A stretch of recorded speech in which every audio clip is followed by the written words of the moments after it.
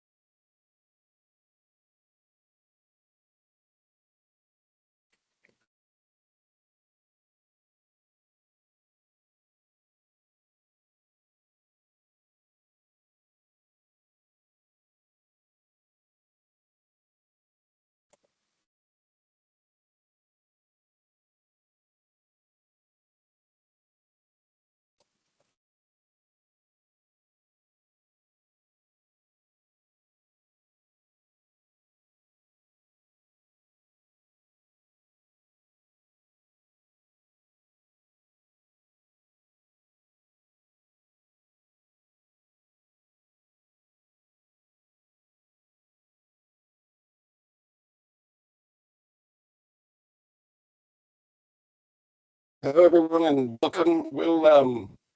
We'll get started in a few minutes. We'll just wait until everybody's joined. Hopefully you can hear me okay and hear the presenters all right. If anyone has any issues, just let us know as we go along.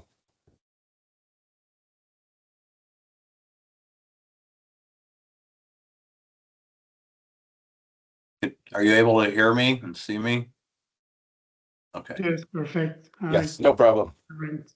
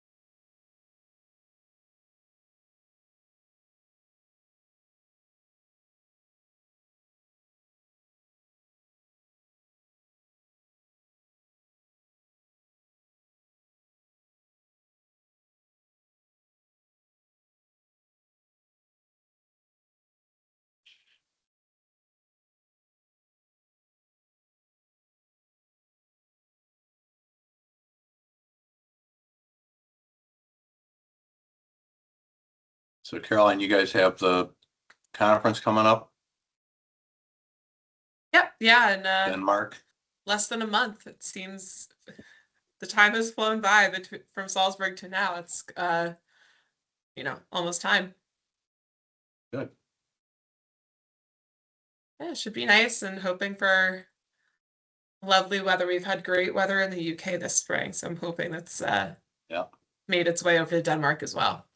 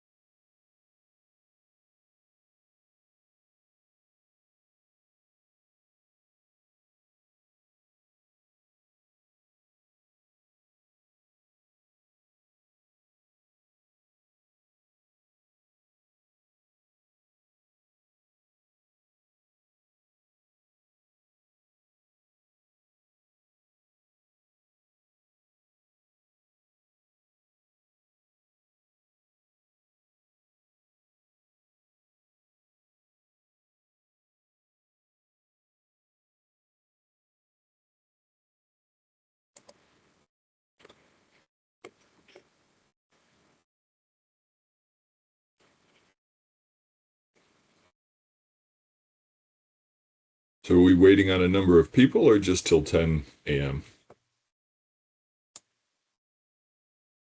Start at 10, right? Yep, and there should be a few more joining next couple of minutes, and then we'll go ahead and get started at 10 a.m. Sounds good. Okay, great.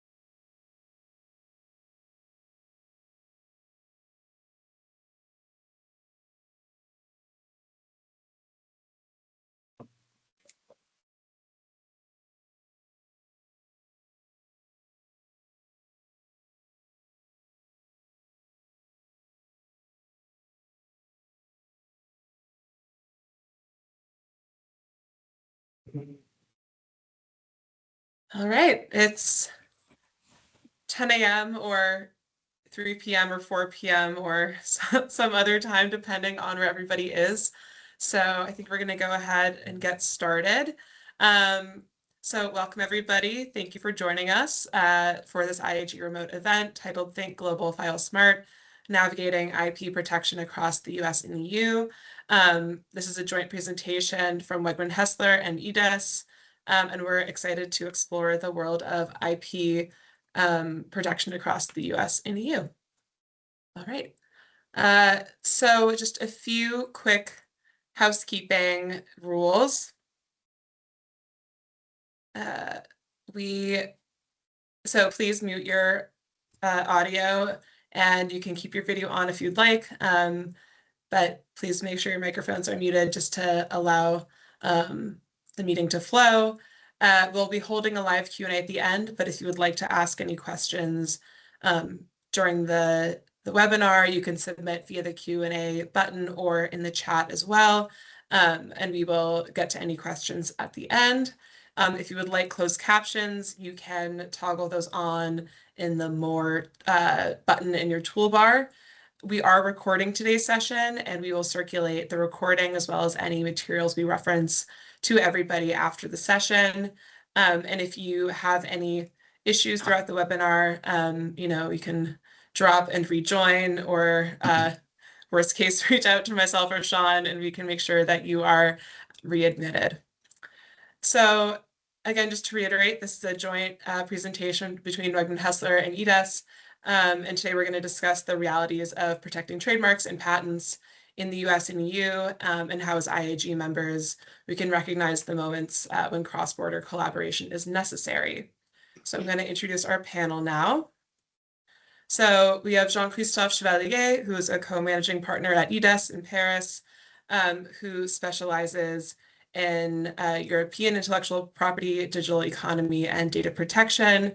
Matthew Clapper, who is at Wegman Hessler in Cleveland, who focuses on IP protection in the US and trademark strategy. And Larry Crowther, who is a partner at Wegman Hessler in Cleveland, who focuses on US and international business law. So I'm going to let Larry welcome everybody, and then we'll get started. Okay, well, thank you, Caroline. Appreciate everybody being able to join here, and to the presenters who had to prepare for this. I just wanted to have coordinate this discussion. As a business lawyer, I speak with my clients, and they obviously intellectual property is very important, and they primarily think about it. My clients here in the US think about it from a US perspective, and they don't really think about the rest of the world until perhaps later in the process. But as I've come to learn doing international business law, it's important to be aware of the issues regarding intellectual property outside the United States to make sure you're properly protecting your intellectual property.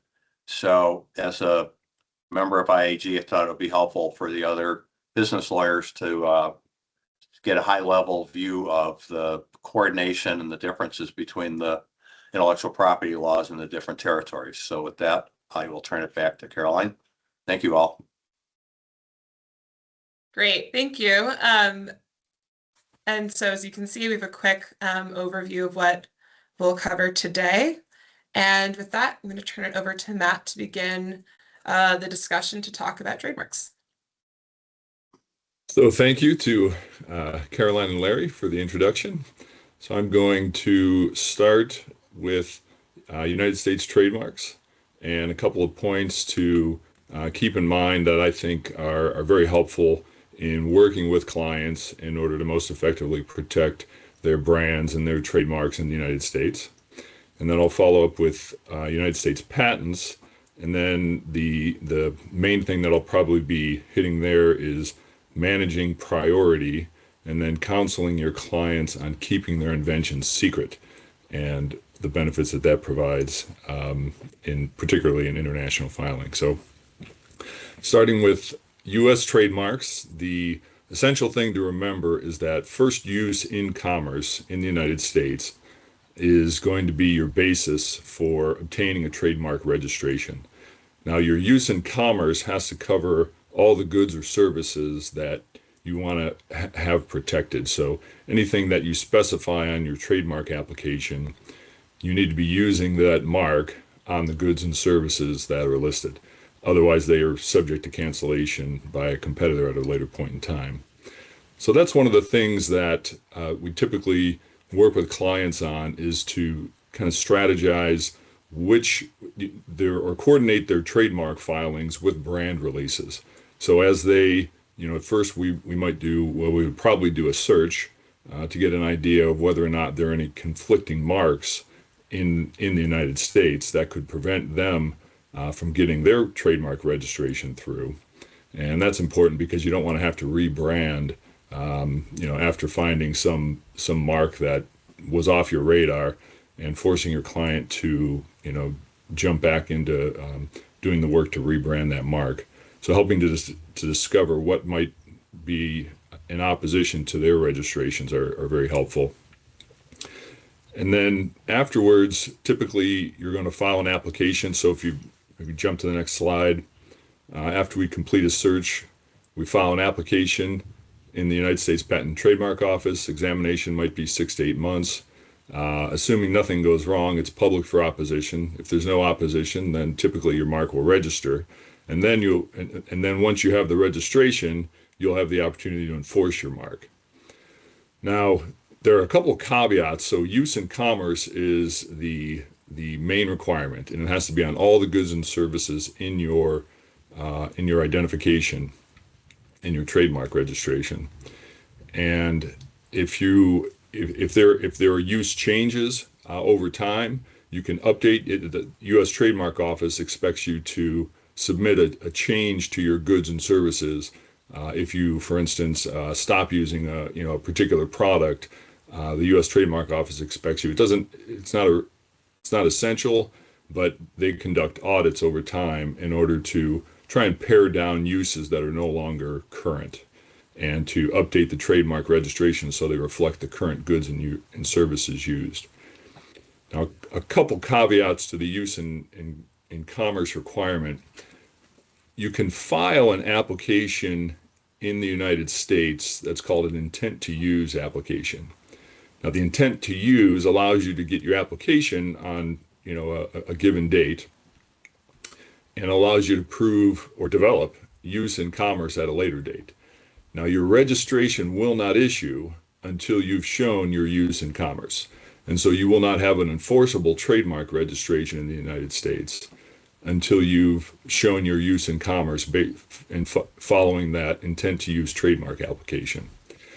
Now, the one main exception to that is an extension from the EU or from other countries into the United States. So some of the recent treaties allow registrations in foreign countries, the protection offered by those to be extended into the United States. And when you follow that route, you could end up getting a registration on goods and services that you're not currently using.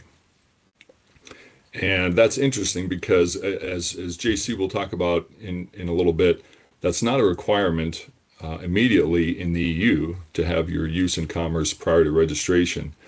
But in the United States, under this extension of protection, you could have a registration that essentially is not valid, at least on some of the goods and services. And so that creates a strategy that we like to work with our clients on, both, from their, in terms of protecting their own brands, developing their use in commerce, hopefully concurrently with their trademark applications, but also with competitors. It's not uncommon to find registrations of competitors in which they are not using their mark on all the goods and services identified in their registration. So when we do a search, if we see a protection that's extended from the EU or from Asian countries that offer that paradigm, we will often look to see if they are using their mark, and if in the United States on the goods that are of interest to our client.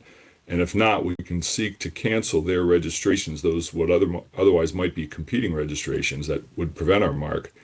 We can seek to cancel those, at least with respect to the goods and services that are not actually being used in the United States.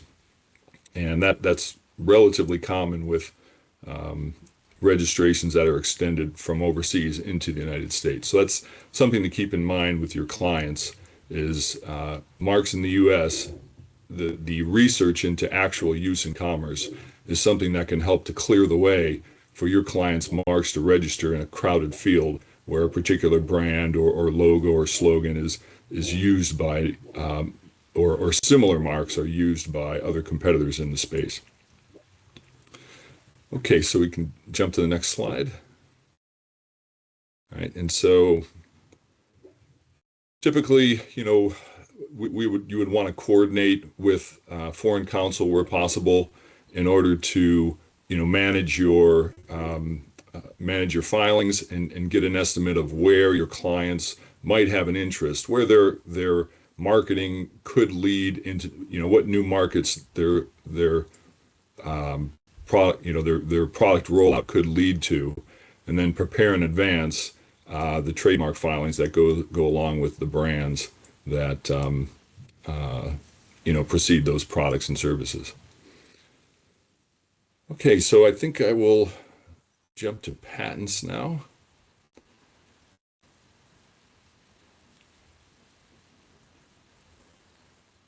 So in the United States, there's a first inventor to file. For a long time, for centuries really, it was the first to invent. And then in recent years, since 2013, the United States finally changed their law to catch up, some would say to catch up with the rest of the world, into more of a first to file paradigm in terms of who has priority to the invention patent. But as the U.S. often does, it kind of went its own way, even in that regard. And they decided it would be the first inventor to file. And so if you file a patent application, you also have to prove, or at least by declaration, but you have to be able to show that you did indeed independently invent the subject matter that you're filing for patent protection. You can't expropriate the information or even receive it legally from the inventor and file and have those rights to the patent. You have to be an inventor in order for rights to first accrue to you, and then they can be dealt with by assignment afterwards. So that's one caveat in the United States that's still a little bit different, is only an inventor can file a patent application. Now that does not prevent multiple inventors from filing, independent inventors. That happens from time to time. problems in the industry may direct different companies to seek solutions at the same time, and they both may independently come up with an invention. And then when two inventors file, the one who has the first filing date has priority to that invention. It doesn't matter who first conceived of it or reduced it to practice. That was the old paradigm. Under the new paradigm, the first inventor who has that filing date at the United States Patent Office now has priority. So what I want to focus on is the importance of keeping inventions secret, particularly for international perspectives. The United States is somewhat generous in that it gives a 1-year grace period after a public disclosure. There are a few other countries that do that. Some will give 6 months, but many give no grace period. They require absolute novelty in order for a patent to issue on an invention. And so the most important thing that we counsel our clients on is the importance of keeping their invention discovery secret. They have to be kept secret.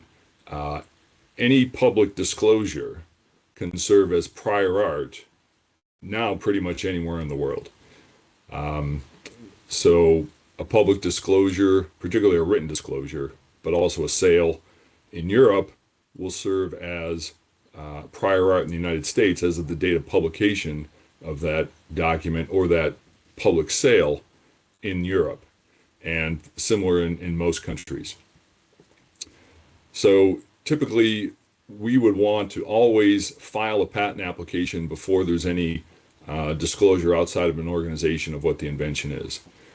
And that filing could be in any, effectively any World Trade Organization company or any Paris Treaty Convention country can serve the basis as priority for a filing in any other of the treaty countries. So for instance, a filing in the EU can serve as a priority for a filing in the United States, or China, Japan, North, South America, and so on. Now, so in keeping, one thing to keep in mind in maintaining the secrecy of your inventions is that non-disclosure agreements are often used in order to work with parties, other companies, or maybe marketing partners, or maybe even research partners. But one of the things that we like to remind our clients on is that the non-disclosure agreement, although it shifts liability if there's an inadvertent disclosure of the invention, it does not recover the patent rights to the invention. So for example, Party A agrees to disclose their invention to Party B under a non-disclosure agreement. The disclosure under the non-disclosure agreement is itself protected. It's not a public disclosure. But if somebody in Party B happens to inadvertently blab the invention, they may be liable for it, but you don't get the rights to the patent again. Now, once there's been a public disclosure, even an inadvertent public disclosure, even under NDA, that mistaken mistaken disclosure of the invention at the gym or over dinner or something like that, that's not covered under NDA. That is a public disclosure. And so it's important to keep that in mind under NDA, is that you're creating third-party liability even under the non-disclosure agreement. So we always recommend our clients to get a filing, whether in the US or Europe, anywhere in a treaty convention country.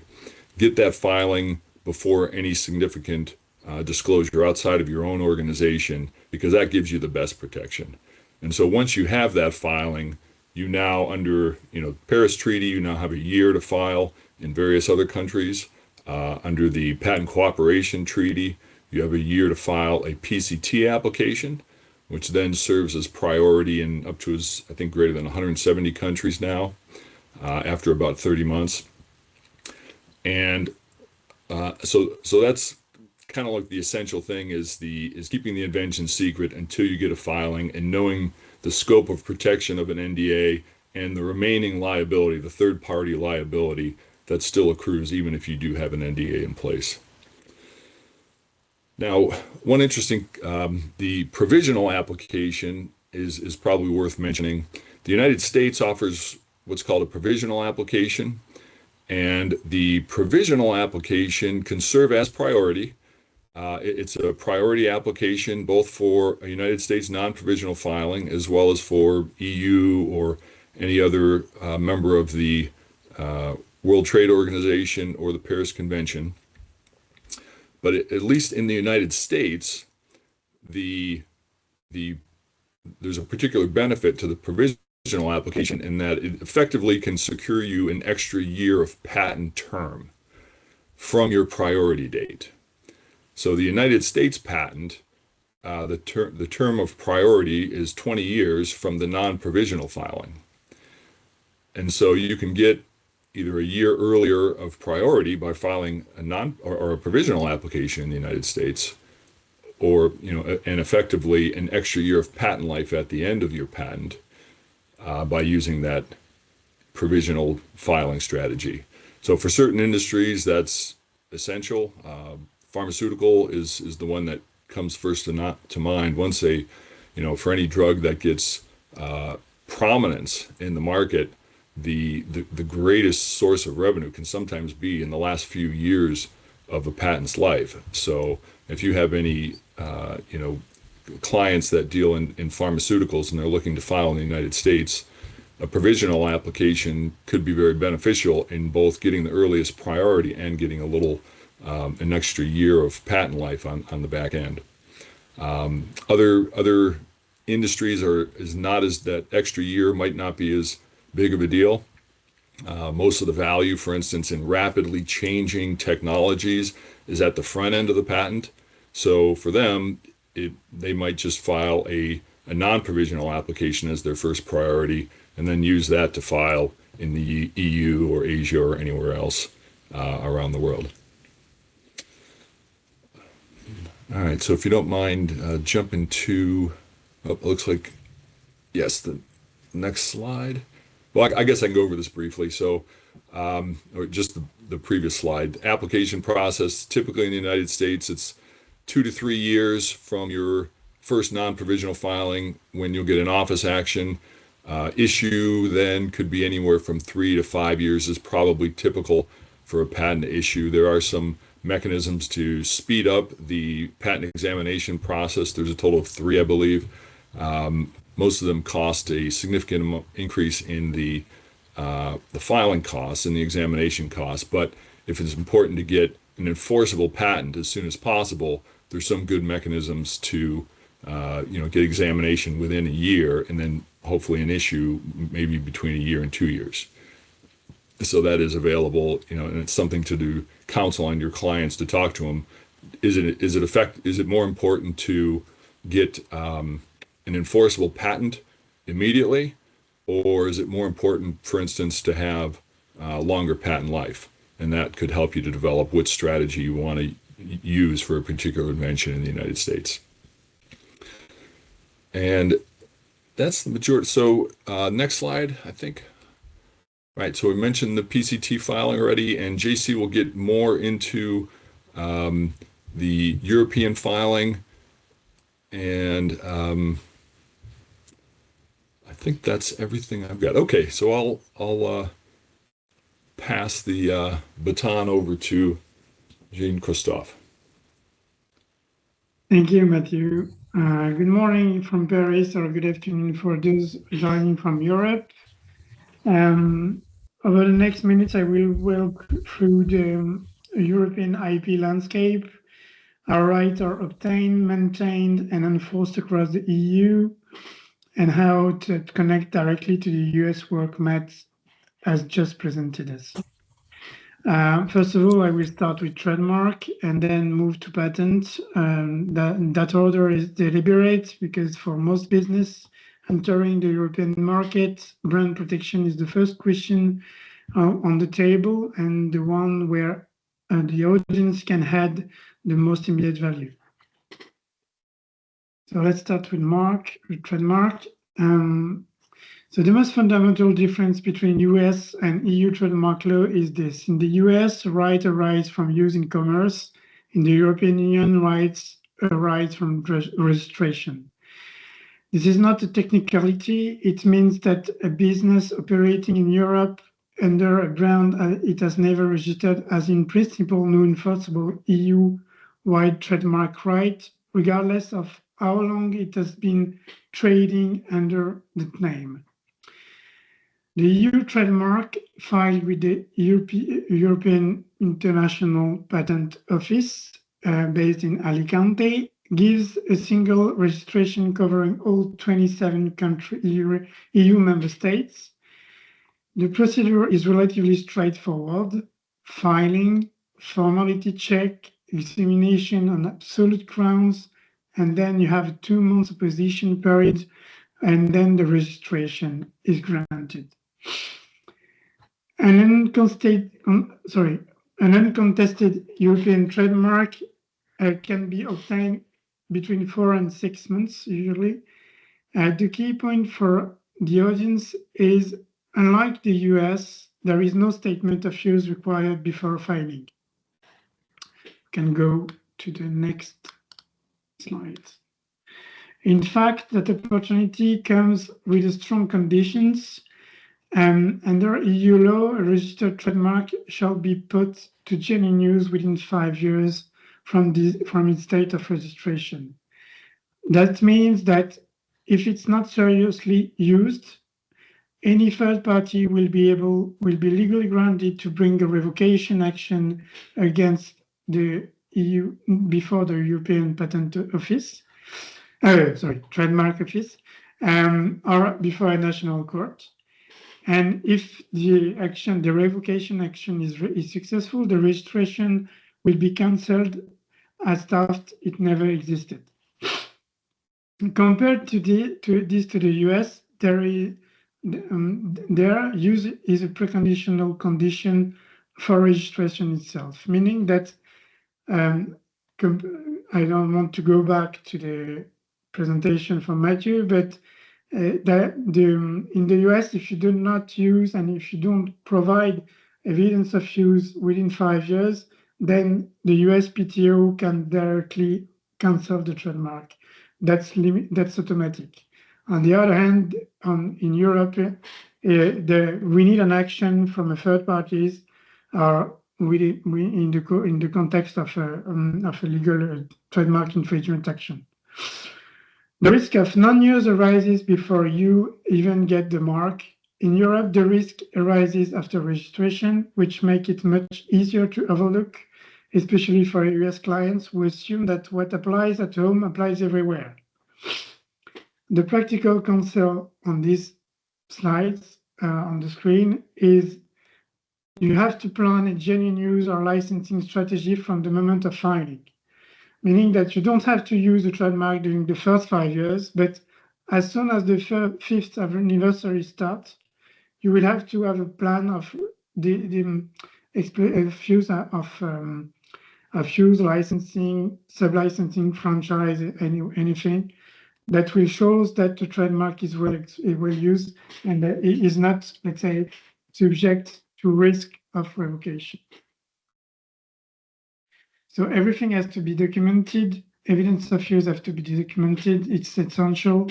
And when the trademark application is filed, there is quite a huge work to do so, to do with the clients, to explore the different type of use he will have and he will want to do in the next 10 years, but mostly in the next 5 years.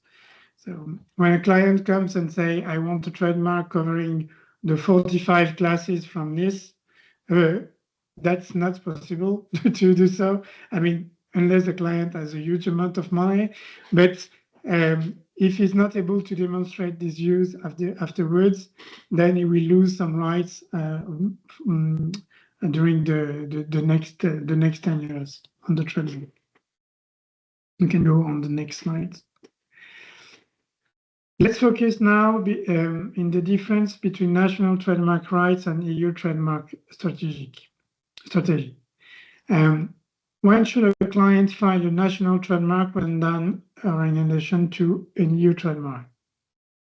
As I said before, the EU trademark is efficient. One filing, 27 countries, one renewal. For any clients who are seriously entering the European market, that's the default starting point. But it has two structural vulnerabilities. First, a single position filed by the rights holders anywhere in those 27 countries can block the entire EU registration. Meaning that I file a EU trademark because my client is in France. I file the EU trademark registration. If the trademark might infringe the right from a company based in Germany or Spain or Italy or Portugal, this one can block and oppose the trademark registration, and then can block all the processes of protection of the European trademark. So this is something that we have to do before to try to work on a prior research, trademark clearance. We will not do a 27 countries trademark clearance, but first of all, we usually will review the European Patent Office registrations that are available, and just to clear that there is nothing that can block us from filing. And then afterwards, if there is a country where we want to implement the product or distribute the product, then we might focus on this specific country to avoid any potential opposition. On the other hand, national filings serves as a defense layer. As I said before, if you have a national trademark, you can block a European trademark. So particularly in high priority markets like France or Germany, or where a client faces no conflict in one jurisdiction that does not exist in others. My recommendation will be use the European trademark as a primary vehicle and then add targeted national registration when prior rights, known opposition risk or strategic risk, and ring fencing justify the additional costs. You can go on next slide, thank you. So for clients who need coverage beyond the EU, which is the most of the IAG clients where we are discussing today, the MAGIC protocol is the essential coordination tool. A single World International organization, the trademark organization, WIPO, based on either a national registration or an EU trademark registration, can designate over 130 countries. That includes both the United States and the EU. For a client filing first in the US with Wegmann-Hessler, that US federal registration can serve as the base mark for an international application designated EU member states, and vice versa. This is the US-EU advantages highlighted on the slide because it's the core of how our two firms work together on transatlantic mandates. The practical advantage is significant. One renewable cycle, one fee structure, one docket entry for a global portfolio. I want to flag here one specific risk that you should always communicate to your clients. The central attack mechanism. For the first 5 years of its life, an international registration is entirely dependent on the base mark. If the base mark is cancelled, meaning if we are starting from a US registration, if this US registration is cancelled, then the international registration will be entirely attacked. So this is something, the base trademark is the most important when you want to file an international trademark. The mitigation is ensure the base mark is solid before filing internationally, and plan to diversify the base once the 5 years dependency period expires. So now let's go to Let's turn to EU patents. Sorry.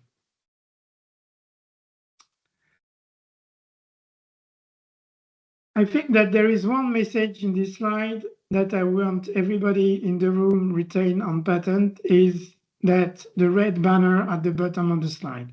Any public disclosure before filing is a potential loss of patent right in the EU. The European Patent Convention operates on a strict file-to-file basis with no grace period. If an inventor presents at a conference, publishes a paper or demonstrates a product to a potential investor before a patent application is on file, that disclosure becomes prior art and it will destroy novelty before the European Patent Office. Now, this is the difference from the United States Post-America Invent Act, which does provide a one-year grace period for the inventors on disclosures. That grace period does not exist under the European patent system. Any prior art, including the inventor's own publication, destroys novelty in Europe unless a Paris Convention priority of 12 months has been validly claimed from a prior filing. The timeline on this slide is the tool that I recommend for advising clients. Day 0, first filing establishes a priority. Within 12 months, file the other jurisdiction or via PCT. Month 18, PCT publications. Month 30, national or regional phase entry. These are hard deadlines, missing them is irreversible. Matt has already covered how they manage this trigger on the US side. On the EU side, we align on PCT timelines and ensure regional phase entry at the European Patent Office, as the European Patent Office is managed on schedule.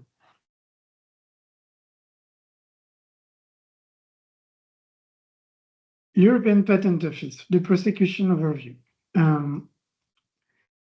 The prosecution process is substantive. The European Patent Office issues a full European search report and written opinion, followed by examination on novelty, inventive step, and industrial applicability. Once granted, however, and this is the critical cost point, the patent must be validated in each designated national state, which involves translation and national fees. That validation step is where significant cost sits. It is also where the unitary patent, which I will describe afterwards, fundamentally changes the economics. One additional point to add is that there is a 9-month opposition window after grant, during which any third party may challenge the patent centrally before the EPO. A successful central opposition can revoke the patent across all designated states in a single proceeding. Therefore, monitoring competitors' portfolio after grant is very important at the prosecution itself.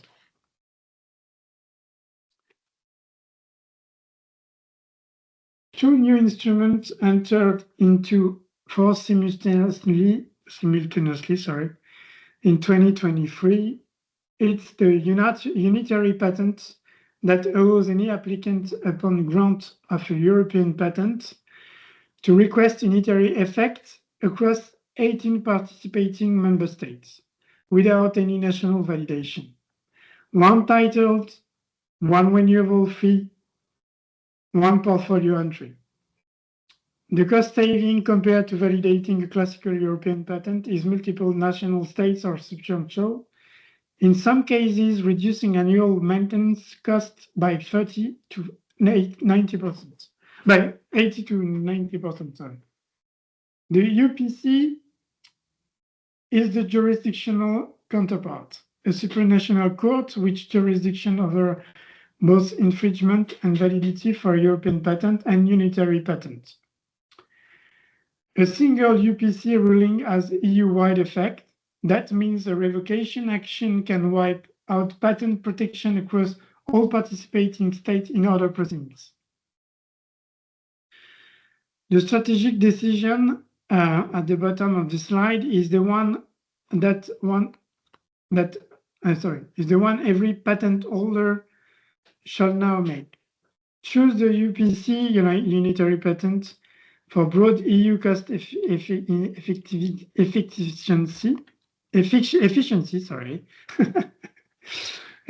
or maintain a classical European patent with selective national validation for risk ring fencing.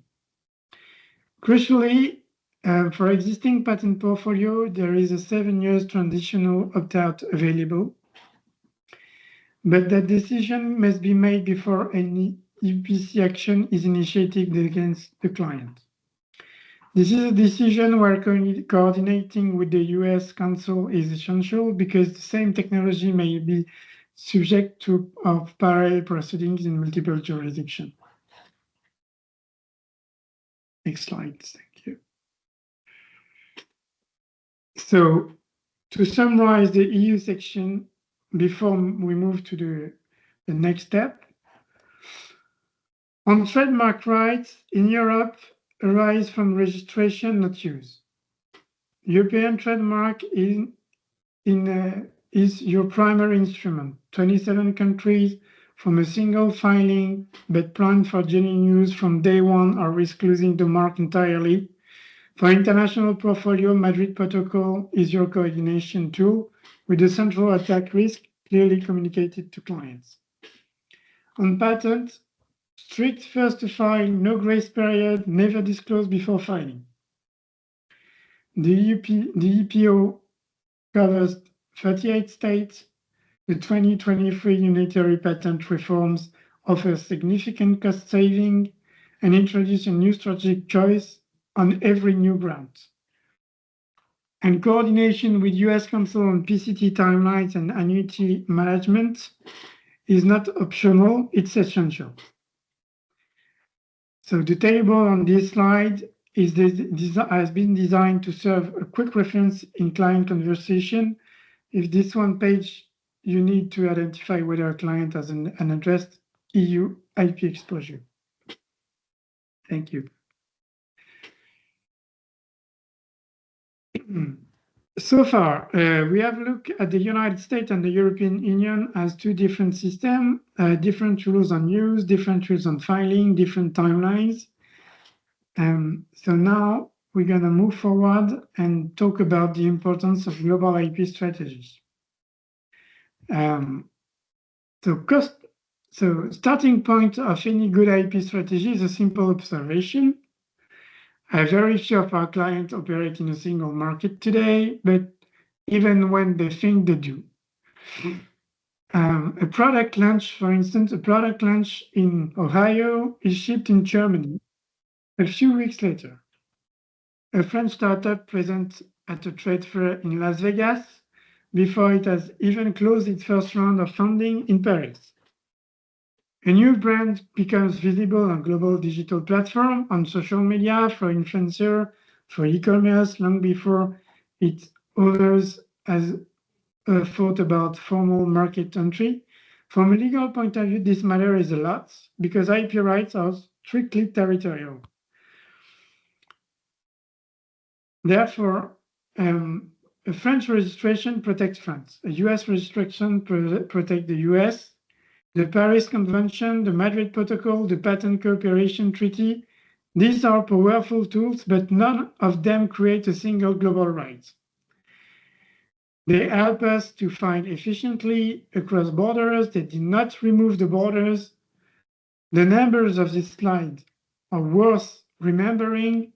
27 EU member states, 170 countries for the PCT system, 12 months priority under the Paris Convention. All these numbers shall resound like, how can we deal with a global project, especially when we have IP on the table? Mathieu, do you have any point of view on that, a recommendation on this especially? Just a reiteration, I didn't get a chance to address this before, but I mentioned in the United States that they have a grace period. If you have a public disclosure, you can file your patent application up to a year after your public disclosure, but that does not restore rights in the EU.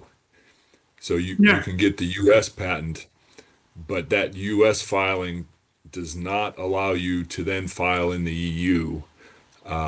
Once you have that, as JC said, once you have that public disclosure, you can't get the EU patent. So it just to reiterate once more, for a global strategy, keeping your invention secret until you get a filing, until you have a filing in one of the either a Paris Convention country or a World Intellectual Property Organization country or World Trade Organization country, you don't have your international rights secure until that filing is in place. So that's the main point that I wanted to reiterate there. So we can go on the next slide, because that we wanted to give you 4 patterns that we see again and again in our practice. At least, I mean, I see that a lot, and none of them is unusual, and all of them can be avoided. The first mistake is filing only in the country of the headquarters.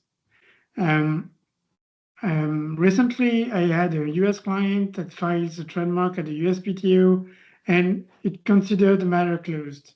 2 years later, a competitor, or sometimes a former distributor, registered the same trademark in the UEPO.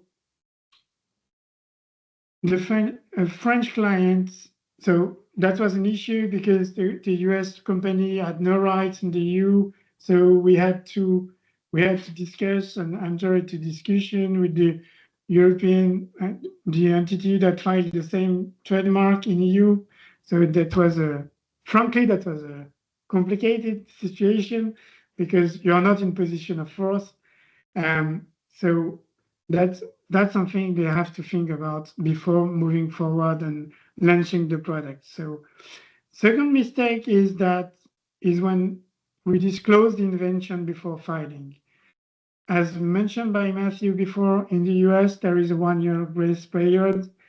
The inventor can file even after his own publication, but if he's planning to disclose and to work and start developing the product in the European Union sector, then I would recommend to think about filing the patent immediately as well in Europe, just to secure and save the products.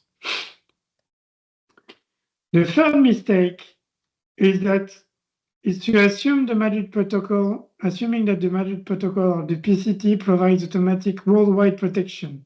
That do not. There are filing mechanism, administrative shortcut in essence. The substantive examination still take place in each country. Fees are still due country by country, and it's a bundle of national rights managed through one procedural channel. So this is not everything is not, that's not like antibiotic, it's not automatic. Fourth mistake is for sure for lawyers letting deadlines drift across jurisdiction. We talked about the US annuity calendar, 3 windows at 3.5, 7.5, and 11.5 years is completely different from the annual calendar used almost everywhere else. A missed deadline in one country can mean the loss of the right in that country, and revival is not always possible. For sure, when we have failed to renew a trademark, we have a grace period of 6 months to recover the trademark, but it's really happened often that the client missed the deadline and realized this afterwards and was not able to renew the trademark after the 10 years validity period. Would you like to add something, Matt, on that? Maybe in your experience? Just briefly, this goes back to what Larry mentioned in the opening. It's these points that JC just addressed.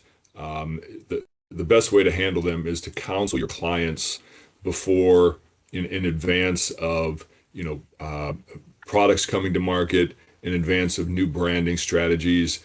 Walk through all of the aspects of trademark filing, what they need to do to prepare their brand, to use their brand in the different markets, the different use requirements for patentable inventions, the essential of keeping the invention secret, and then kind of getting an idea of a marketing strategy as to what jurisdictions they might want protection in, and kind of plan those either through a PCT filing or multiple national phase filings. But it's just counseling clients in advance of brand rollout, in advance of product development, helps to prepare them, for what they're going to need to come through once these filing deadlines start coming due.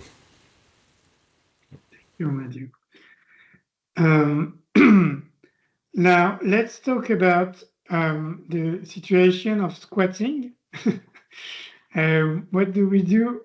In the previous slide, we showed the client mistake, but now we have to talk about the three different scenarios. The first one is the trademark squatting. A competitor or sometimes an opportunistic third party with no real business. That happens a lot in Asia, especially, but we are not talking about Asia issues because that could be very interesting to organize a new webinar on that. but usually this is something that we meet in EU. We have an international registration. We are protected in US. We are protected in Europe, and we discovered that Chinese opportunist has decided to file a new trademark. Exactly the same for exactly the same product, and we don't have right there. We can't do anything on this aspect. When a competitor or sometimes anybody with no real business files your client trademark in a jurisdiction where your client has not yet filed. In a first-to-file system like the European Union, that registration creates a real and enforceable right. So when you are in Europe, if you have a European trademark, bear in mind that your trademark is protected in all the 27 countries, which is great. The squatter can then block the client mark entry when you want to go into the country and you want to demand to develop your product locally. But the squatter can also demand a license. Because he's already present, he has a preliminary right. So he could ask for, let's say, for a partnership. So filing first is by a large margin much cheaper than recovering later or paying lawyers to represent yourself and file some suits locally. A second scenario is the parallel patent filing. When the client has disclosed the invention at a conference, in a scientific publication, at a product launch without filing first in Europe. The competitor sees the disclosure, treats it as a prior right, and files patent on the improvement. Within 18 months, that competitor holds the rights, and then that will surround the client's own technology, because the client will have not filed his trademark right before. Is a patent right, sorry. The original inventor may then need a license to sell its own next product. The third scenario is the market footprint. This one is less visible, but often the most costly over time, because while the client hesitates, local competitors establish themselves. They register the mark, they build distribution channel, and then they build brand recognitions. So by the time the client decides to enter, the cost of entry has multiplied. Sometimes the door is closed completely, except through an expensive negotiated settlement.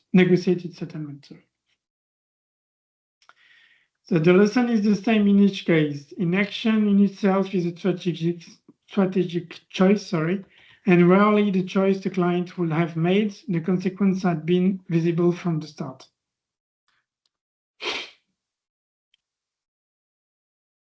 So next slide. So what's at stake for a business owner and their advisor?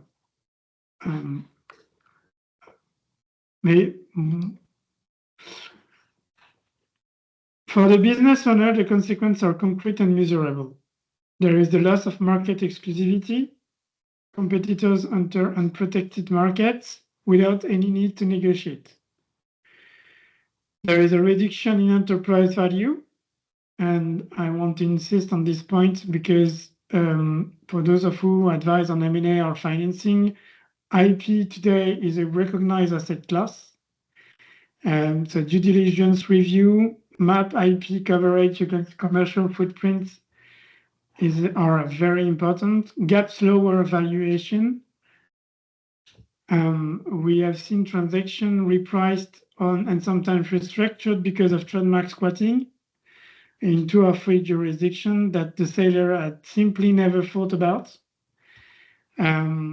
We have also the cost of recovery. When recovery is even possible, it's always disproportionate and to what early finding would have cost as well. And there is what I would call strategic paralysis. Market entry decision blocked because of an IP barriers created by other people. So that may have a very, very big impact for in the context of a transaction, an M&A transaction. For the advisor, and here I am a speaker, but I will be happy to hear this kind of advice. So take it if you want or not. We have the missed referral opportunity, but when clients realize it's too late that they need IP counsel, they go to whoever brings them to that capability first. If we have not raised the question, we are not in that conversation. So there is the question of professional exposure, and this one deserves serious attention. When we advise on an acquisition or a financial round or an international expansion without flagging the IP dimension, we are not only missing an opportunity, but we are also in any jurisdiction exposed to an advice we have given.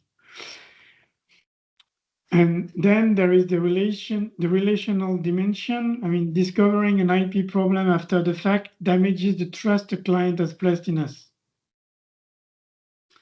And finally, there is the reputational dimension. What separates strategic counsel from purely transactional service is exactly this kind of anticipation.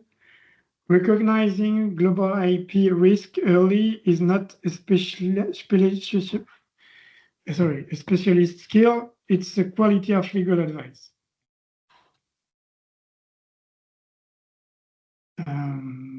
Next, last but not least, the advisor role. First of all, we have to stop the trigger. Trigger are predictable, new product launch, any cross-border activity, even one that seems at first to have nothing to do with IP, is a moment when IP exposure can become real. So our job is to recognize those moments when they appear in the client daily operation. So you have to be focused in the relation and to be straightforward in the relation with the client, just to appreciate his project and to determine whether he has to extend his rights or protect his IP right because he's not locally where it is not enough protected in the process of his expansion. Second is frame the stakes. This means translating the legal question into legal language that the client understands and can act on. And the client does not need a lecture on the European Patent Convention, but he needs to understand what is at stake commercially reasonable to do and to organize. And third, we have to connect with the right counsel. The title is enough in itself, so if you understand what I mean. So Matthew, would you like to add something on this?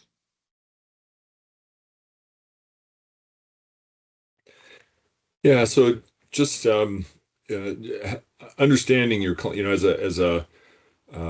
as counsel, understanding your client's business strategy and business perspective is very helpful. For instance, with small businesses, the point that JC mentioned regarding their intellectual property as an asset, that's a very important perspective to understand when they may be looking for venture capital funding or something like that based on the value of their underlying intellectual property assets. And so that's something going into IP strategy discussions with your client, understanding the importance of their IP is probably a great guideline in order to help develop the correct strategy, both in their home country and abroad, in any market that they might end up having a presence in.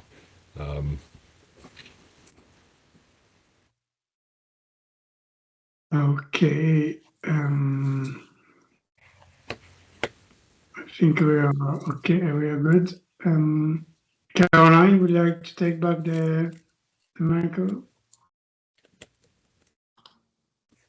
Or would you like us just to present our firm directly? Okay. Yes, that would, you know them best, so that would be great. Okay, great. No way. IDES is a French law firm with a very strong concentration in IP, digital economy, and data protection. We are principally based in Paris, Lyon, Avignon, and Bourg-en-Bresse. Some of you came and visited us in Annecy a few years ago, or even maybe in Lyon. We all work bilingually in French and English, which is an essential for the kind of transatlantic collaboration we may have and we have discussed today. Our practice focuses on intellectual property in all its forms, digital economy, business law, data protection, GDPR compliance, IT, cybersecurity, artificial intelligence, health and life science, IP litigation, pre-litigation strategy. On the European IP capabilities side specifically, we handle European trademark filings and prosecution, European Patent Office patent prosecution, unitary patent and UPC strategy, including opt-in and opt-out decision for existing portfolios, Madrid Protocol designations, EU enforcement action, and cross-EU portfolio coordination. On the international coordination side, our team of 7 IP lawyers and senior lawyers, most of them, we have 2 partners, 2 counsel, and 3 senior associates, work regularly with US and international IP counsel. We have acted for clients ranging from startup to listed group across technology, life science, luxury, digital sectors, healthcare, medical devices, robots, for over 26 years at the partner level. Not me, nearly 20 years, more than 20 years now, but not 26. My partner Cyril is the founding partner from the department. When you refer to a client to IDES, you retain your position as a client primary trusted advisor, but we manage the EU-specific work. We will coordinate with you on strategy. We will return the relationship to you for sure. And this is how the engagement with Wegman Isler and anybody at IAG level works in practice. And this is how we work with all our colleagues internationally as well.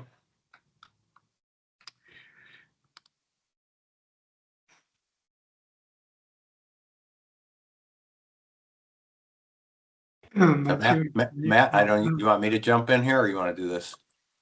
Sure, I'll leave that to you, Larry. Okay, I'll just our IP expertise is on here. I just want to say we're a full service firm. We focus on business and international business. We have a number of IAG firms that have referred IP matters to us that we do regular prosecution and maintenance of their IP matters, and we really appreciate being able to do that. We do work with our clients as they are thinking about growing their businesses in the U.S. and also outside the U.S. And we work with our IAG partners in those, both in the business area and the IP area. So I think this having IAG is really a great organization for us to work with our clients to grow and protect their businesses internationally. So that's it for me.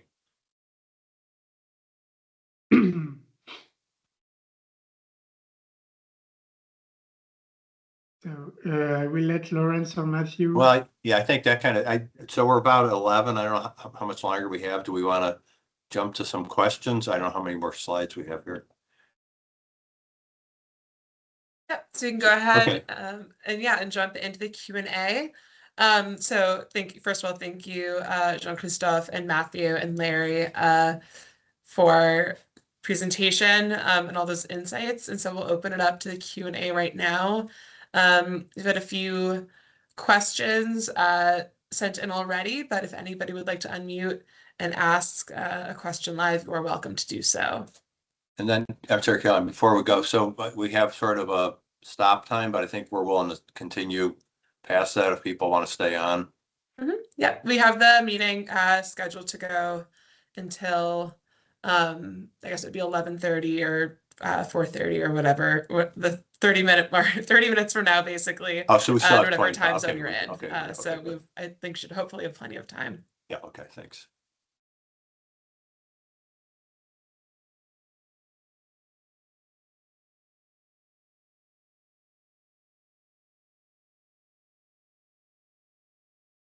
Oh, Lauren, I'm so sorry, we can't hear you right now. I think you're asking a question, but we can't hear you.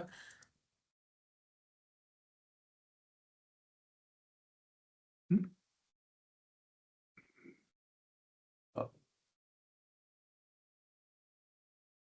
Okay.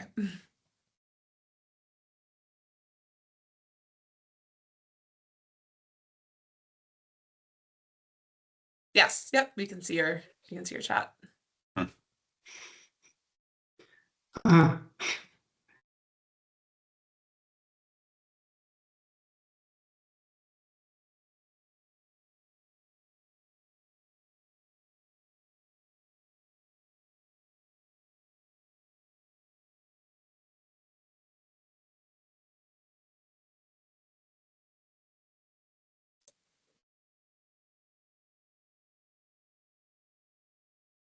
Okay, so the question, I think the question here is for me.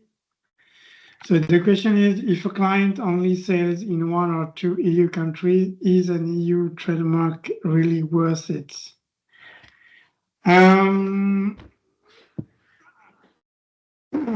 That's a good question, and thank you for this. I would say that when you want to sell a product in 2 EU countries, I would recommend to file the EU trademark, because even if you have filed a national registration in each country, you will have to manage and maintain the both trademark and verify and check whether you clearly use it perfectly on each country. And afterwards, if you in the upcoming years you want the client wants to develop the product in a border country, then he will have no rights, no prior rights to claim, and he will have to do the same exactly to refine the new trademark. So I would recommend to file an EU trademark first of all, just to to secure the two countries, and then maybe that will provide these prior rights, and that will secure the trademark right locally.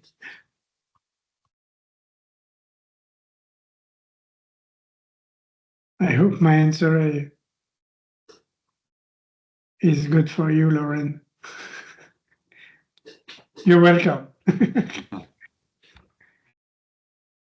Okay, great. I've got a question for Matthew about how AI-generated content or AI-assisted inventions affect patentability in the U.S. at the moment, because we all know AI is a very hot topic these days.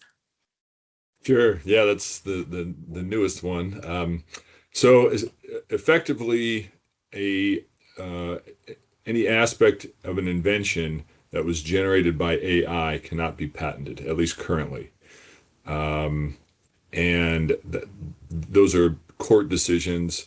It's not clear what, and they were based on the United States Constitution, but it's not clear if there's some room yet for Congress, if they were to draft a law allowing maybe AI-assisted inventions to still be patented by I don't know what you would call a co-inventor or an inventor who use AI in order to help conceive the invention. It's that's still a future development. But currently, AI generated inventions, if the novelty lies in something that was produced by AI, you can't get a patent out of it in the United States. Gotcha. All right, that's definitely good to know. All right, does anybody, I have a few more questions that came in ahead of time, but does anybody have a question they'd like to unmute and ask live?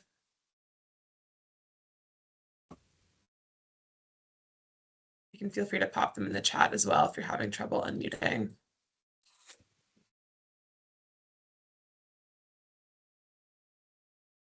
If JM is Jim Miller, come on, Jim. Hey, Jim. All right, here I'll go to one of the ones that was sent in beforehand. So what happens if a competitor files a client's trademark in a country we haven't registered in yet? Are there any realistic recovery options, and if so, what are they?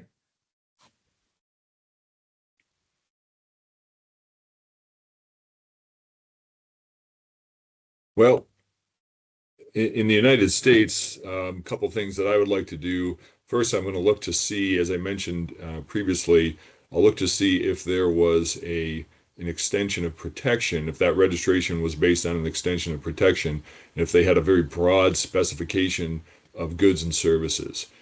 You see that often from jurisdictions that are very lenient on the number of, or on the specification of goods and services. When those get extended into the United States, they're generally fertile ground to cancel the registration, at least with respect to goods and services that they're not using that mark on in the United States. And so that's the first thing I'm going to look at, because in that case, to show cancellation, you don't have to prove abandonment, because in that case, the mark has effectively never been used in the United States, and so you don't have to, abandonment might require some period of time to pass, where the other party couldn't prove that they haven't that they're still effectively using the mark, even though, sales have dropped off or the product isn't currently. They have strategies to continue using the mark. Those could be used to overcome a challenge of abandonment, but when they've never established use in the United States, the mark can be canceled right away on the goods and services that they're not using the mark on. So that's the first place I look. If it was an original U.S. or a U.S. trademark application based on a prior use in commerce in the United States, you'd look to see whether or not, now it's kind of like the timing, all right? Who used the mark first in the United States? And if you can establish that your client was actually the senior user, even though they didn't file the registration or file for the registration first, you may be able to get either concurrent use rights, geographically speaking. So in a portion of the United States where the competitor is not using the mark, your client could have concurrent use in that portion and even gain a registration in some cases. And sometimes, as business, the other thing we'll look at is as business patterns change, if the competitor has effectively abandoned the mark by moving away, say they started in financial services and then they went into insurance.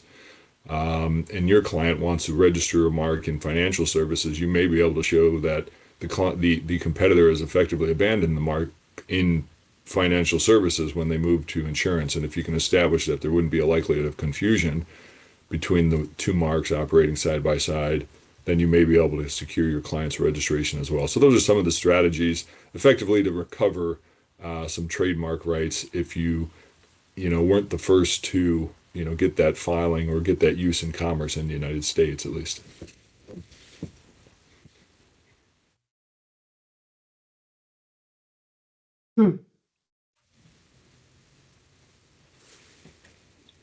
Caroline, you want my point of view from a European point? Okay.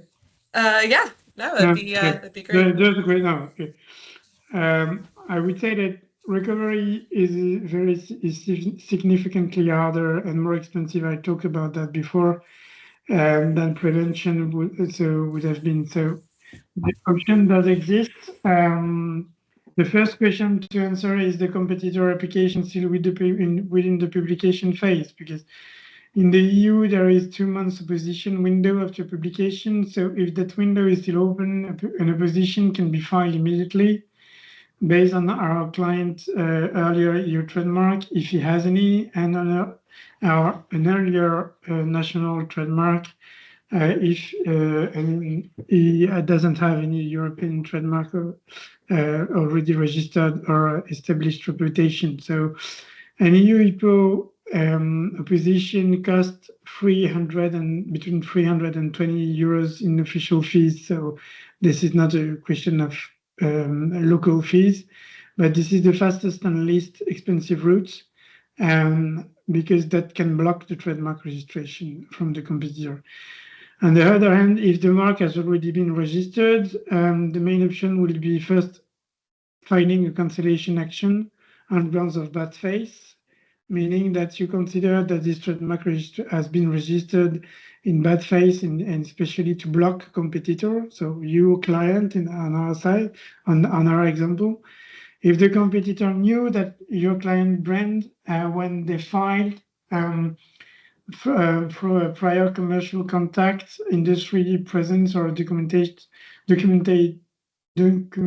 use, the bad faith will be a viable ground of cancellation before the UPO or national courts. And this is actually I'm dealing with the litigation on that aspect.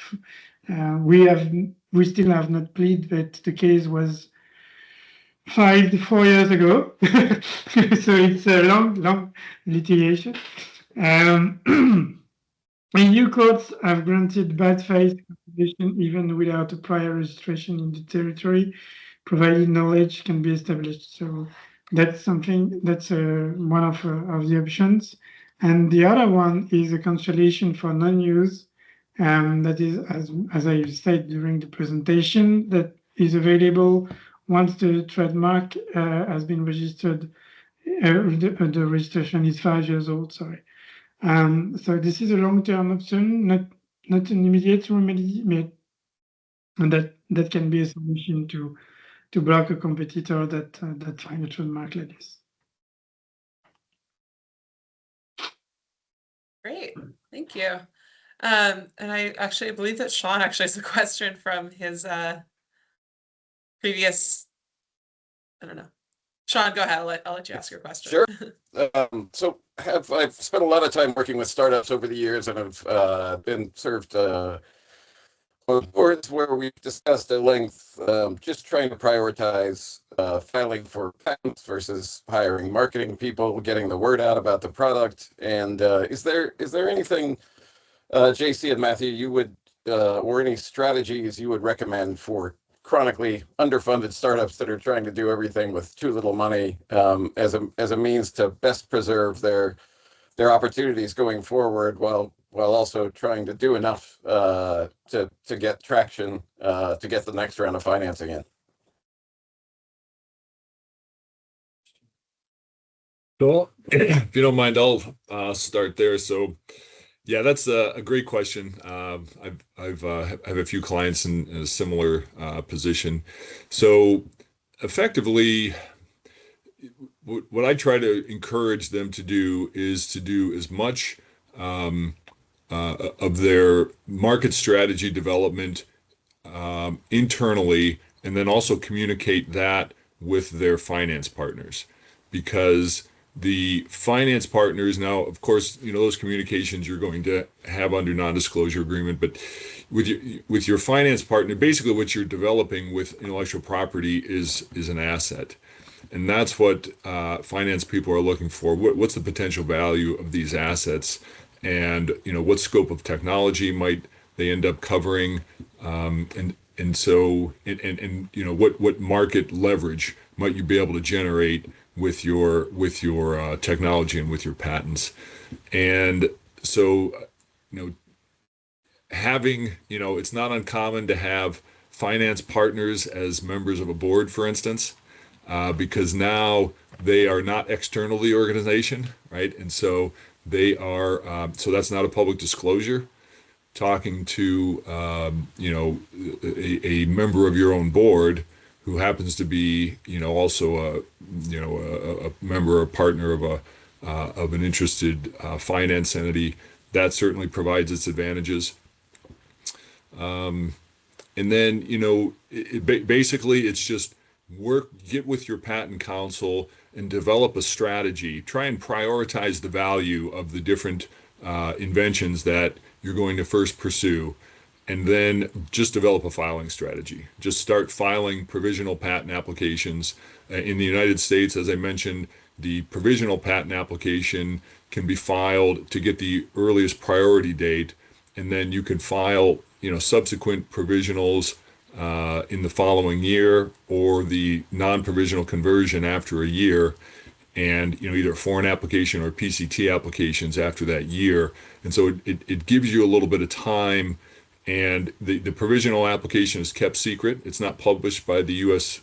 Patent and Trademark Office, so it won't be prior art for foreign filings.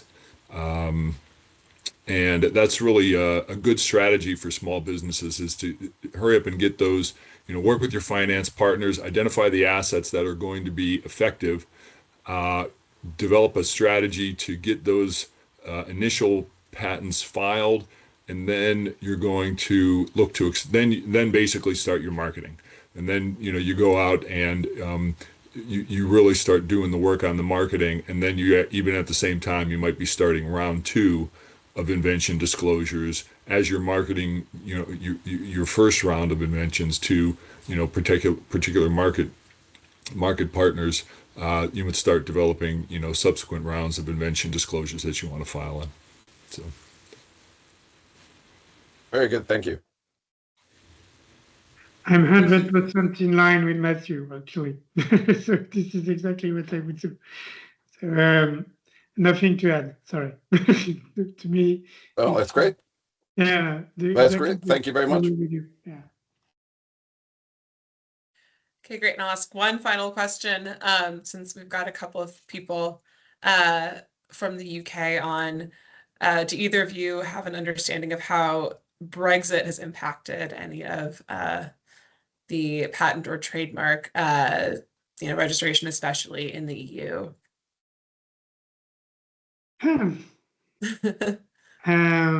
Brexit has put a mess in the international the intellectual property environment, actually, anyway, because it's especially on Brexit created a hard separation between European Union and UK IP rights, and every transatlantic strategy must account for it. Because on trademark, the EU trademark filed after January the 1st of 2021 has no effect into the UK. So now we have the UK become a separate IP jurisdiction on that date. So any European trademark registration registered before Brexit was automatically cloned into a comparable UK mark. And that happened automatically. No action was required. But for any new filing today, you need a separate UK application of the UK International Property Office or via Madrid Protocol designating designation on the UK alongside the EU designation. So budget an additional 500 to 1,200 pounds per class for UK coverage. So that's additional cost to take into account. But this is something that's interesting in terms of strategy, especially in trademark, because now any client comes and meets and ask me for recommendation, or shall I find a trademark, a new trademark, and can you confirm will be protected in the UK? If I tell them no, you will not be protected in the UK because of the Brexit and so on, then they will think about, but maybe UK is not a territory where I want to operate, so that might not be a priority. So since you have a prior extension period of 6 months from the date of registration, you can always think about it during the first 6 months to, shall I extend it or not via the Madrid Protocol. So that's something we talk about with the clients. But this is not automatic, still not, unfortunately. On patent, the situation is clearly different because the European Patent Convention is not an EU instrument. It's a separate international treaty, and the UK remains a contracting state. So an European patent can be still validated in the UK through national validation, exactly as before Brexit. So that's on patent aspect is good. On trademark, it's complicated. However, and this is the critical for any client with an existing European patent portfolio, UK is still not participating to the Unified Patent Court that we talk about the unitary patent system. So when you file a unitary patent, it will have no effect in the UK. So if you request for this, an Altium UK coverage will have a non-protected gap in one of your largest commercial markets. The solution will be that to request a unitary patent for the participating EU states and validate separately in the UK, as for validation separately in the UK. Both steps must be planned from the outset. All right, great. So we're coming up on the end of our meeting here. So I just wanted to thank you both, Jean-Christophe and Matthew again, and thank you, Larry, for getting this all sort of moving this as a really informative session. As you can see on the screen, we have the contact information for everybody at Wegman Hessler and UDES. So please feel free to reach out to them. We will be circulating the slides and the recording after the meeting. And thank you all for joining us today. I hope everybody has a great rest of their day, no matter what hour it is where you are. And so thank you again for joining us. And that's it. Thank you. Thank you again. Thank you, everyone. Thank you, everyone. Thank you. Thank you. Bye-bye.